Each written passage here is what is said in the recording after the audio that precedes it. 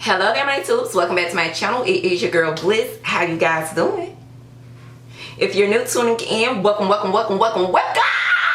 I'm so glad that you decided to stop by and check out today's video. If you're new tuning in, at the end of this video, please show me some support and give your girl a big thumbs up. I greatly appreciate it. And take it a step further because I love you now because you've checked out today's video. So I love you. Go ahead and click that subscribe button and be a part of this Tulip Nation. It's absolutely free. I'd love to have you be here.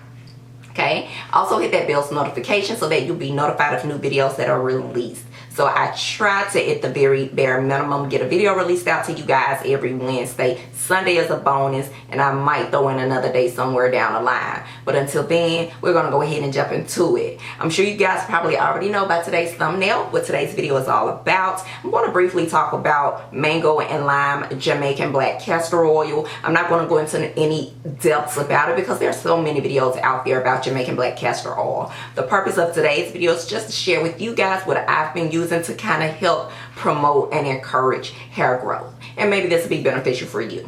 So yeah, so I decided to check out this Jamaican mango and lime black castor oil.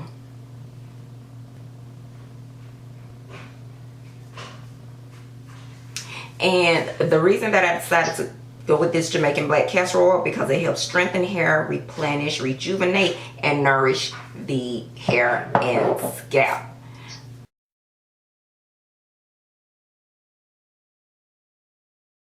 Jamaican black castor oil can run you about $9.99 or higher. You can purchase the Jamaican black castor oil, whichever one you like, online or at your local beauty supply store. It just really is up to you. I have seen the price point go as high as $13.99 here where I live. Now keep in mind, where you live, it could be a whole different situation. It may not cost as much. Just keep that in mind.